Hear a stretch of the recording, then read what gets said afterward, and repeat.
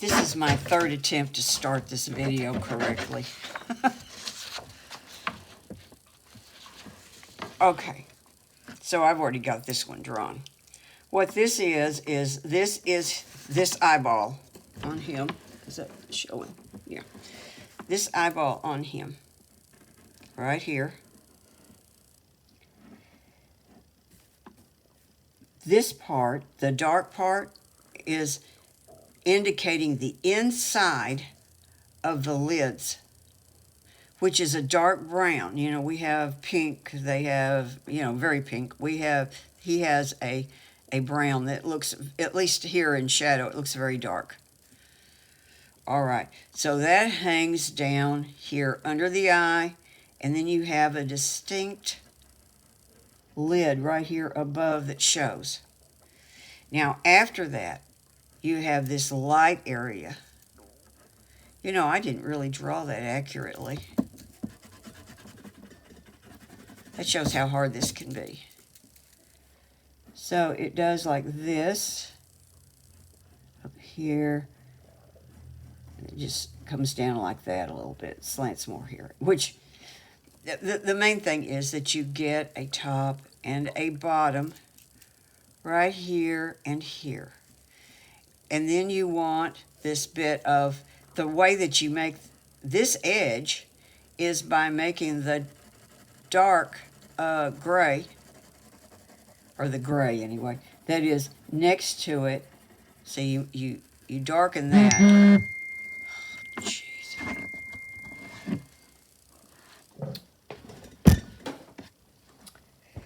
You darken that, and that makes this edge stand out. Here in the front,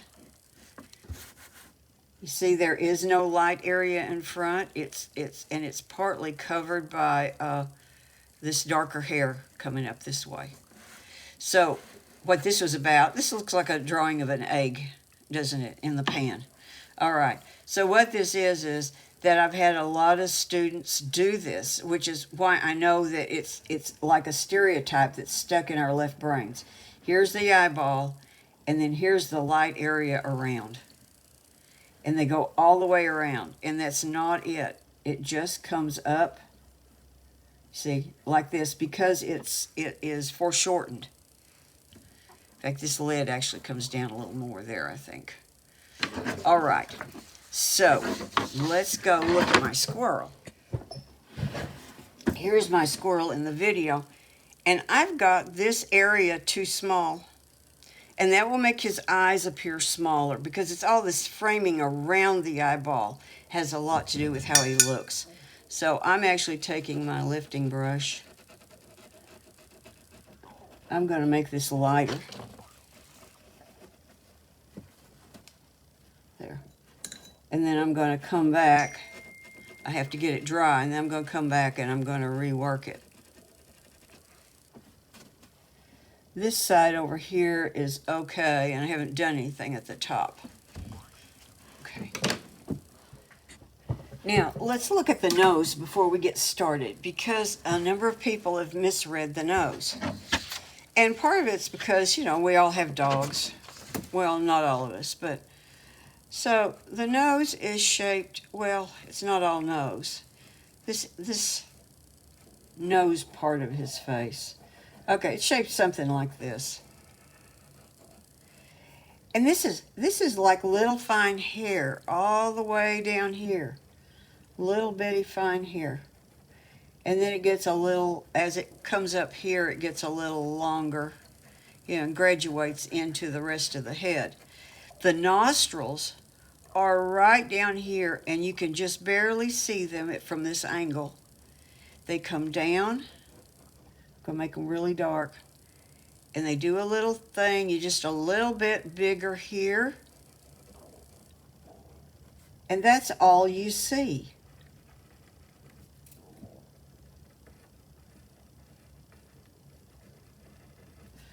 Okay, that's it.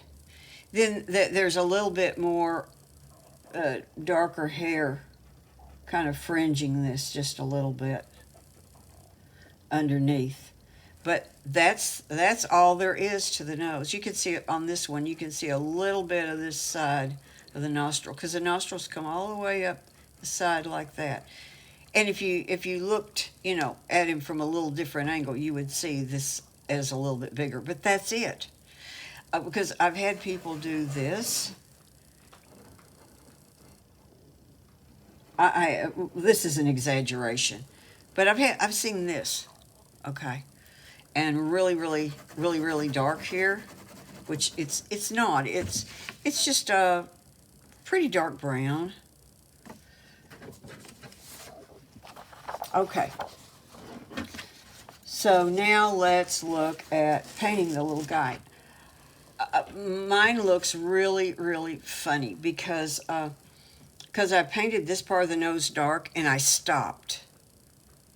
So I'm going to show coming out on these other parts. And the thing is, where I got that little rim in there too tight and I lifted it, I'm going to this time take a pencil and I'm going to draw where I want to stop that. Okay, I want it to come like this. I don't have the little dark thing in under here yet. And then there's this. That might even still be a little too small, but we're going to go with it. And then I'm going to connect the nose out in here so that he doesn't look like that little character that was that little pet, the Jeep or something like that, that was on Popeye.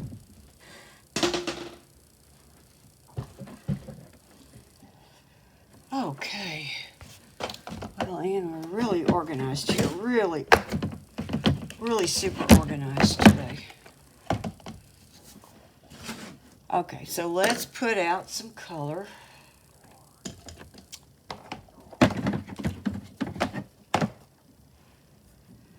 And we're going to need, again, our raw sienna. So I'm just mixing the gray. We need raw sienna anyway, so I'll put out quite a bit of raw sienna over here, because we're going to use more of it for other things. And then I'm going to mix a gray over here.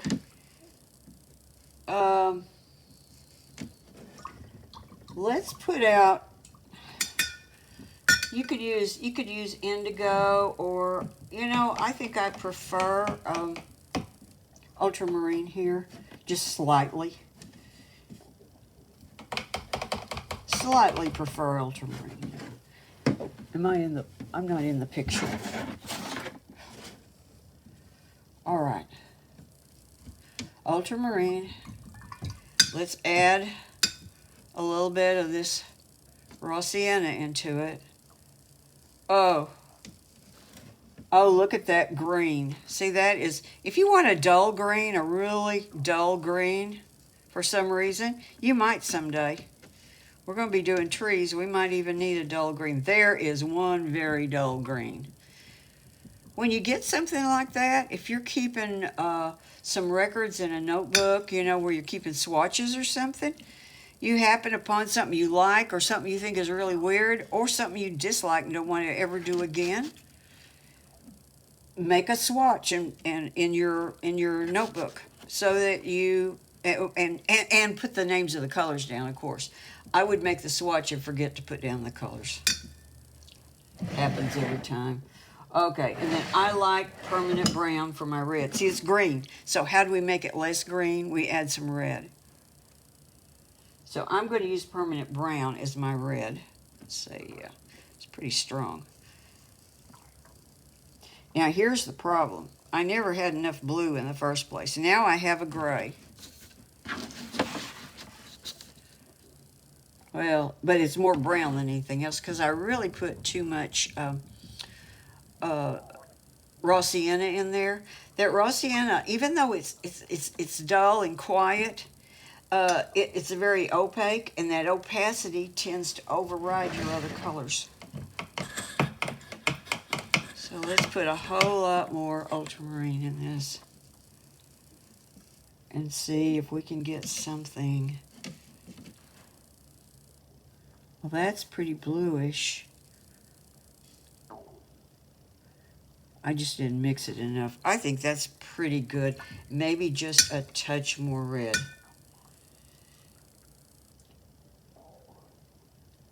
So I'm fumbling around at this so that you'll feel comfortable, right?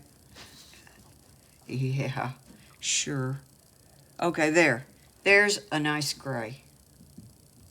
Yeah, it's pretty strong. So I'm going to add some water and thin it out a little bit. Just thin it out some because I'm going to adjust it as I use my brush. As I start to paint, I adjust as I paint.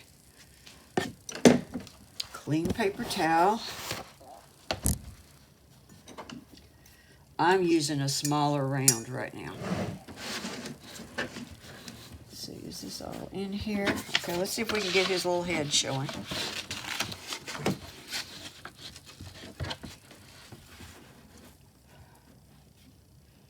So let's work on this area because having this area light in here is really throwing my eye about the whole thing. And I'm not putting like little individual strokes down there. You can put a few big strokes and kind of join them. I may have watered this down a little too much. Okay, let's see with that.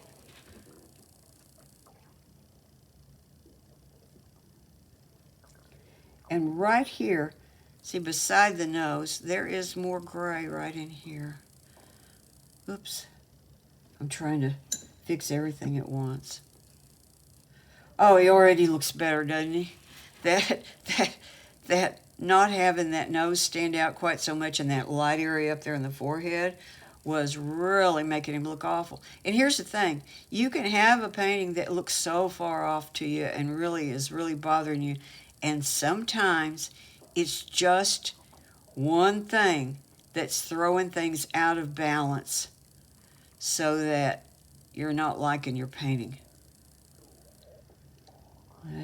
And see, as I put the dark gray around the light areas on the eye begins to stand out more.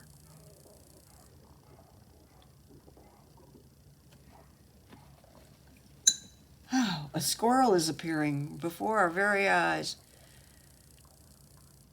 You know, I softened a few edges. Some edges I might not soften at all. So again, right here, right around his little muzzle, right where the whiskers start, there's like a little darker area. Oops, see my paint's stronger. There, I dipped into a stronger area. So I'm just going to adjust that with a little water, or I might squeeze it out and pull up some paint. You know, you have multiple options for how to work with this.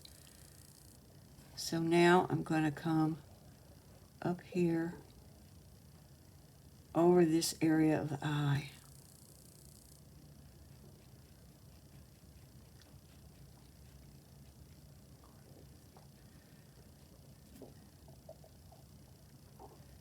And, oh, I need my dark spot under here because that's going to throw my judgment. I need to put my dark spot in. I've got the dark spot in over there, and I left it out over here. Why? I have no idea why. I just did. So I'm just going to take a real strong dark of some, I've got some mixture over here in my dirty palette. But see, we need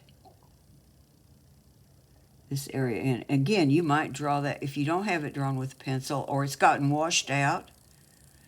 Because, you know, we put a lot of very wet washes in. You might want to add that in. I think his eyeball sticks out more than what I drew in the drawings for y'all. So I'm going to add to the outside of that eyeball just a little bit. Maybe here too. Okay, there, that's better. Now let's come back to the gray. Like I said, you might want to, here's my suggestion. No mites about it. Just do it. Uh, this, when, wait a minute. I'm going to show you. I'm going to demonstrate something. I need in order to explain it, I need to do it. And I'm just going to tweak this spot here, get it a little bit darker, I think. And then that probably needs to dry before I work on it anymore.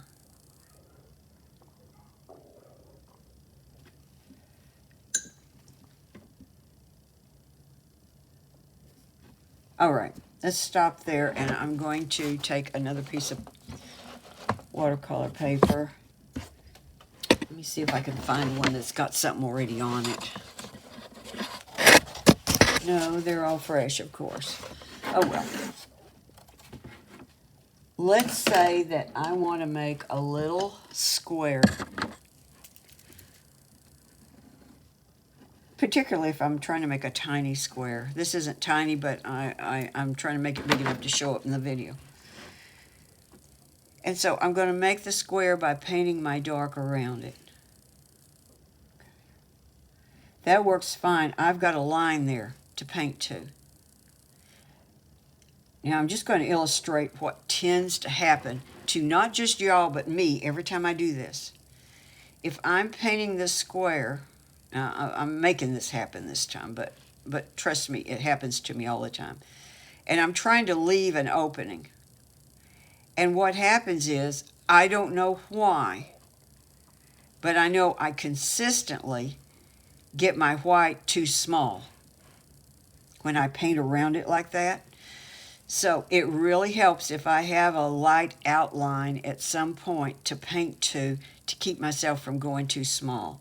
You know, maybe I'm going to leave a little crescent shape somewhere like that. And for whatever reason, by the time I get it done, it's too small. Okay. So that is why, that is why I want you to draw that there. Oh, look, I haven't put enough darker color in front of the eye myself. Right here, you got to make that shape right. I mean, we want him to look squirrely, don't we? Yeah. Okay. Down here, I haven't put my shadow in. And you can also see, can you see that darker area right there?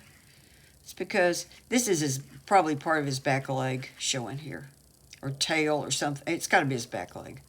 But anyway, here's his chest. It's soft. It's very fuzzy edged. But without it, that looks like one heck of a fat squirrel, does it not? Because instead, it looks like it's all belly now. Okay, so I'm going to pre-wet this area because I think it'll be easier.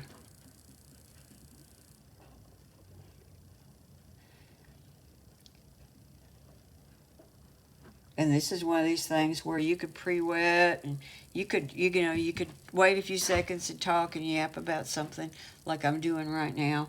Oh, I know. I'll work on the top of his head because you can't see the top of his head in the video, I bet. And it looks like he's got a really funny shaped head, doesn't it? I bet it does anyway. So I need to get the top of his head in.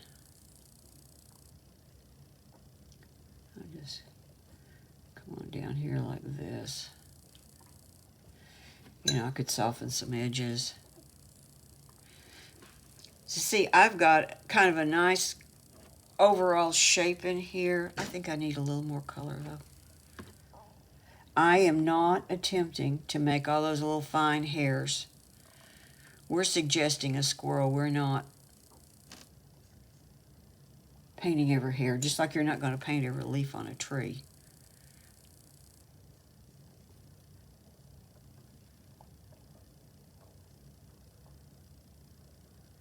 You know, this kind of comes out a little bit more right here.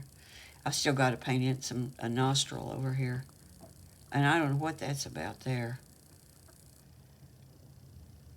You know, sometimes I do things that I don't know what they were supposed to be. Okay, so you see how much better he looks now? He's got a funny tooth showing there.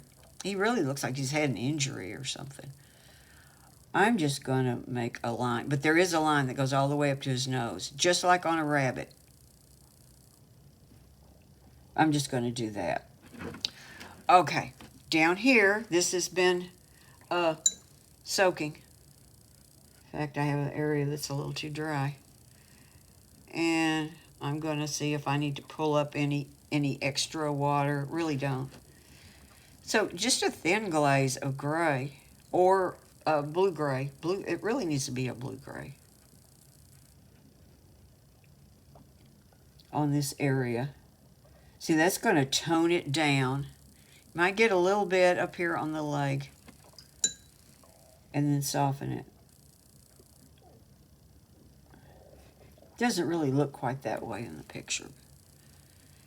I think I need more gray. So I've got this so wet, and my gray is so thin because I put, remember when I put all that water in it? I put too much in. Let's just keep painting over here while we're at it. So I put too much in. So I am painting in the direction of his hair grows and kind of making strokes, but most of them will run in together. But when they accumulate, can you see in this area how the strokes have sort of accumulated on top of each other? And after a period of time of building up strokes and then letting it dry and building up some other strokes and letting it dry, that looks pretty hairy, doesn't it? Okay, furry. So I'm going to have to let this dry. Oh, you know what? I could pull up a little color right there. Well, that's not going to do it. All right, so you're just going to build up more grays in lots of places, and you want a thin gray. It would be better to do 2 applications. Yeah, that's the word. You know, I never use that word. That's a good word for this. It would be good to use 2 applications of gray. Do you see where I'm putting strokes? Now, of course, those don't look like individual hairs. My gosh, he would have really fat hairs, wouldn't he? Okay, but there'll be some bit of that character of these hairs when I'm through. I might even come in now and soften some edges. See, those edges need to be softened. Let's just add a little water to the edges, or you could suck a little paint up, or you could blot with your clean paper towel. There's not a have to one way. I just told you 3 ways. A little bit of each. Whatever, do one. If it's not working for you, just do one of the others. Okay, so that's blotting, or adding water to the ends, or squeezing out the brush and soaking up at the ends. Sometimes I do a little bit of more than one to get the right effect. See, now I've got soft edges on the ends, and you can see a few brush strokes in here. So when I add another level to this, it'll look even furrier. Furrier, that's the word I need. Now we still need areas of reddish brown in here, more reddish brown. And for that, I'm using the raw sienna with a little bit of permanent brown in there. And that looks best if it goes on a little thinnish. So he's got like some little areas here and here. Now see, if I leave those that dark, you see how that's too contrasty, how strange that looks? It's real easy to look and you find something, and the tendency is to make it too dark. When I have people in a portrait class, the tendency is, when painting someone who has wrinkles, is to make the wrinkles way too dark. They're not near as dark as we make them. That's another one of those left brain things where the left brain just takes off and has a mind of its own. And when you get caught in that, you can wind up with just strange things going on, and we're going to talk about that strange thing in a few minutes, because I've had a little of that in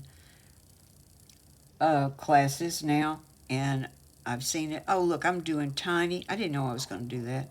I'm doing some really tiny, almost dry strokes there, and they're really coming out quite nice.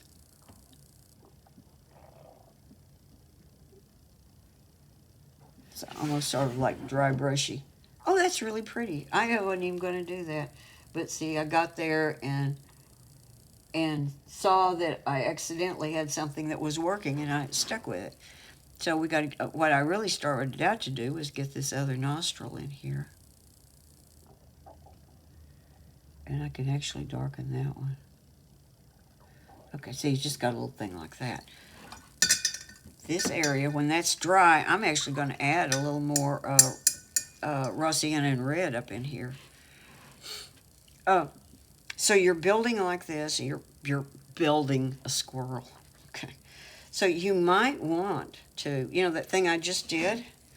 Okay, I've got not a lot of extra water. I've got a moist brush. Okay, a moist brush, and I'm dipping it into what you could call creamy mixture of raw sienna and burnt umber. Burnt permanent brown, not burnt umber.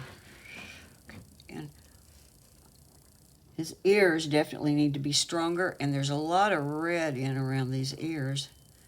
And I might just do some stuff like this. Now, this is obviously cartoonish looking right now, right? Very cartoonish. That's where you got to come in with your brush. And I'm taking most of the water out. I'm just leaving a little in the tip. And I'm softening some edges. This will dry really fast, so what you have to do is you have to get to it. You can't put down a lot of it before you start to adjust it. Maybe I'm going to soften these edges out here too. Just little bits. Now, I will still come back with some darker color right in here. Oh, you know what? I need a little bit more red right in this area too. Just pull a little red right in there. I don't need to soften that because that area is darker. Okay. So then on top of that, I'll add some stronger, not this weak of a gray, but some stronger gray and finish shaping the ear. This is all very doable.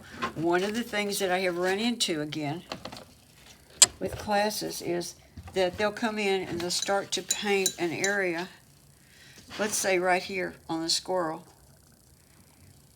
and they'll paint this area and they'll get it pretty dark. And maybe the area next to it is really, really light. Maybe they leave it a little too light, and then they put something a little too dark. And then they come in and they do another area, say this gray up in here, and they add that in.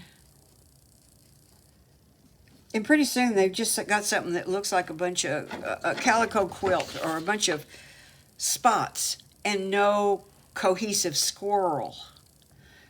So the idea is you have to build up some under layers in order to feel comfortable with this. My way of going about it is to build up some under layers that are midtones, or some of your darker lights. See, this was my start on this one. Let me see if I've got, okay, here I've got one that's really in good shape. This is my last squirrel, and I did better at it because I've been practicing. I've done 4 of these now, or I'm doing 4 of these. So look at this one. I've kept him all light. See, the eyeballs are still light. Most of these areas are light. And they're mixtures of grays and the raw sienna mixture. But they are, none of them are real dark or real detailed yet. So now when I go and I add a little bit darker areas on top of what is already there, and remember, these areas will be smaller Because, see, I've covered. Most of the squirrel is covered. You just got a few areas on him that are pretty light. And so then when I go and I add in these little darker areas, see, they look like they belong. So he's no longer a series of just spots that are dark and light spots that make him look all broken up and confusing and not like a squirrel. Very disappointing animal. I think I'll run a little of the brown into that. Again, come in and soften that. If it looks too strong, and your left brain tends to stereotype it and wants you to make it darker than it is, just like the darker wrinkles on old people's faces. Okay, so see, that works in here. And I could come in and do a little down here.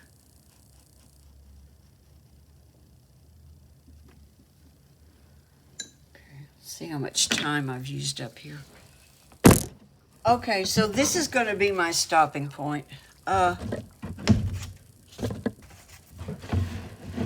So I guess there is one more squirrel video to come. There'll be a number 4.